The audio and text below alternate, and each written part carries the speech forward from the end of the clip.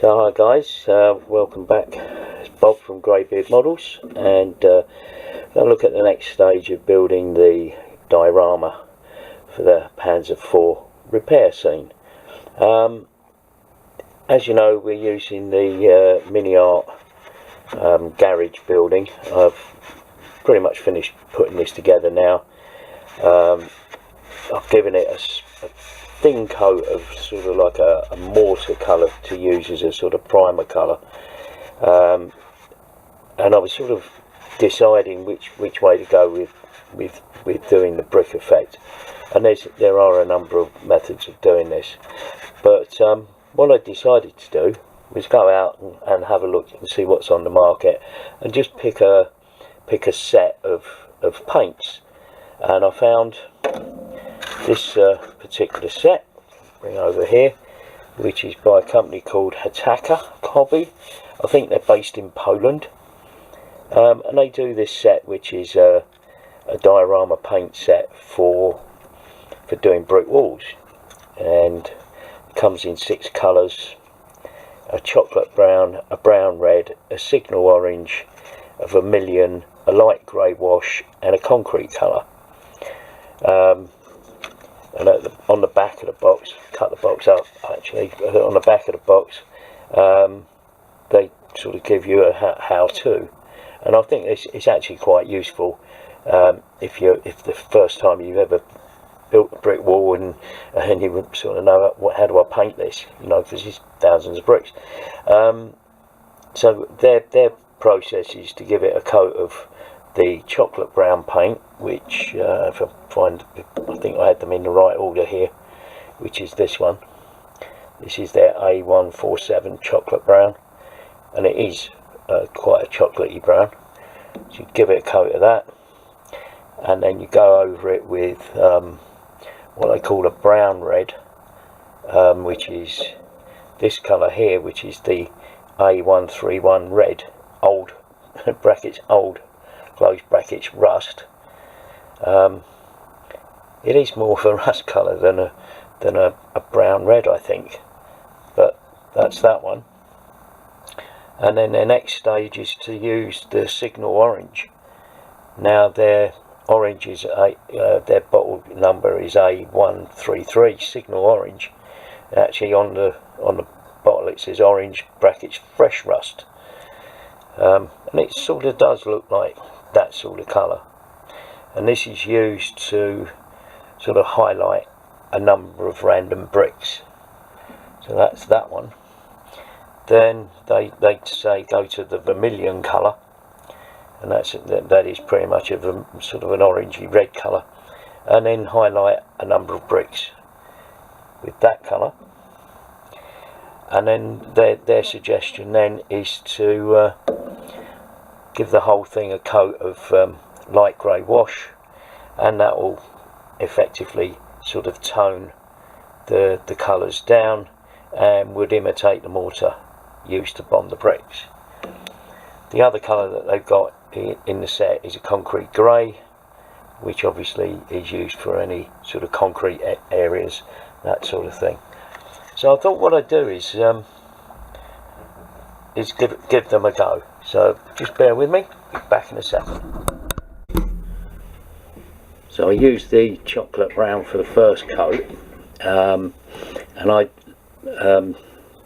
thinned it down with the Hataka. Oh, that's not showing up very well, is it? The Hataka acrylic thinners. Thought I'd give that a go as well. I always find it interesting just giving different products a go and see what happens. So I'm just going to let that sort of colour dry. As you can see, it's fairly blotchy, and that's done on purpose. I didn't really want to put a thick coat of paint on there. It needs to be a bit random, if you like.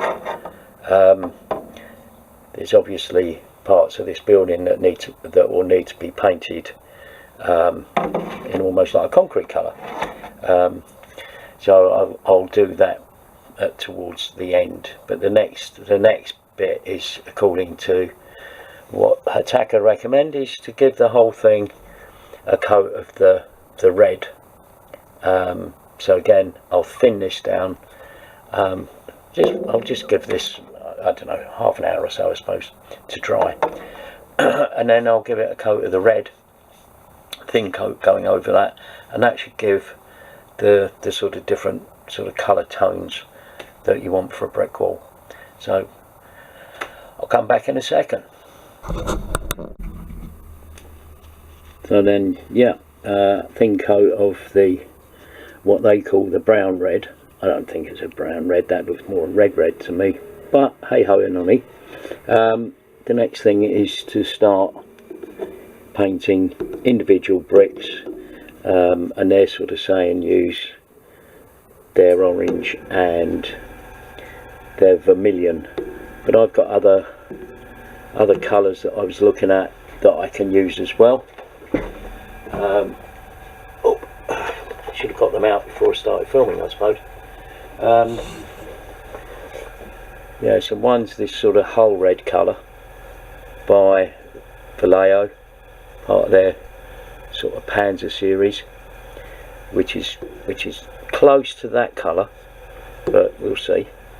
And then another one that they've got in their range, which is this one, which is a red leather, and that's quite a nice browny colour, and it's a sort of brown to orange, so that's quite good.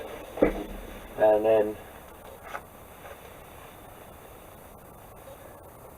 I don't know, this one I think, which is another one which is a burnt red, but yeah, it's just to give sort of different colour textures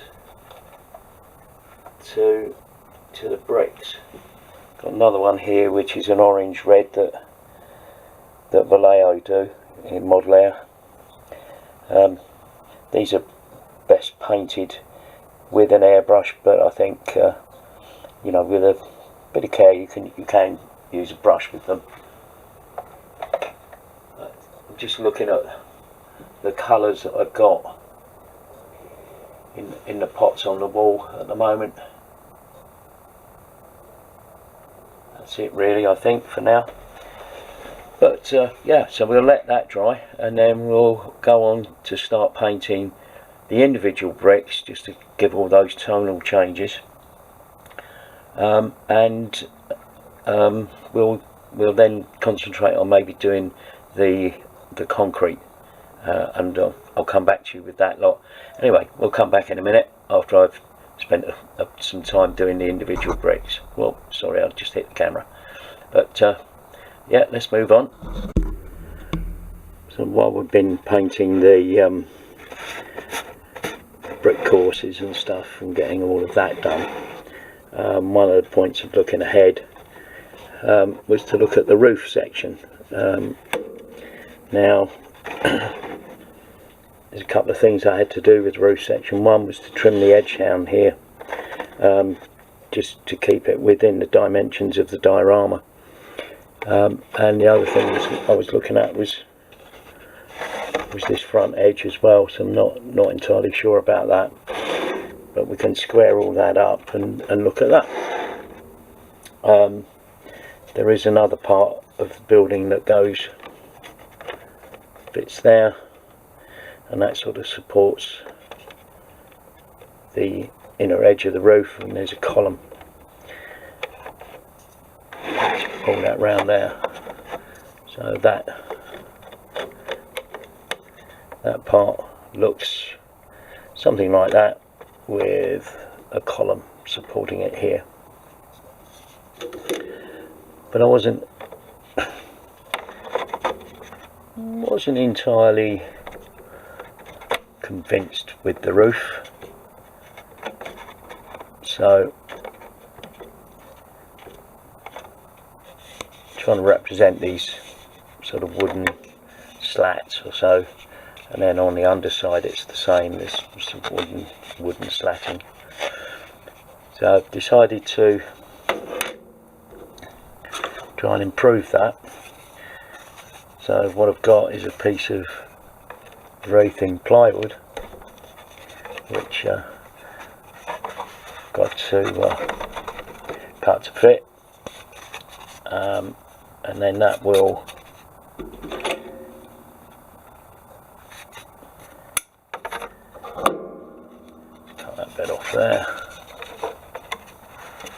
So I'm looking at that, take that on a bit further, sort of to there, and have that in position, something like that, and that way I can replicate the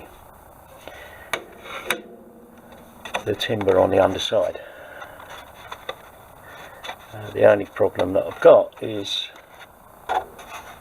there's a bit of an overhang over this side, over on this edge,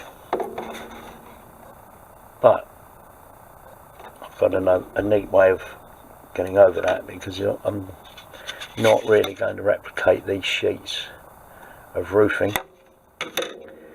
What I am going to do is make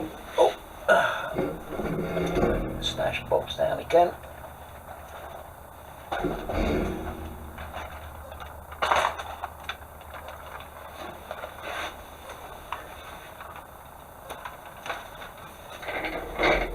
Which I thought would make a more interesting thing. Is to put corrugated, make a corrugated roof over the top of the timber slats,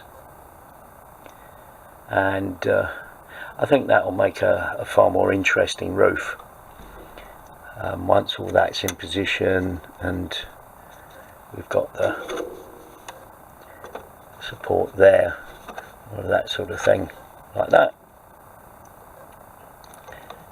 So I think that will make a far better proposition for a roof.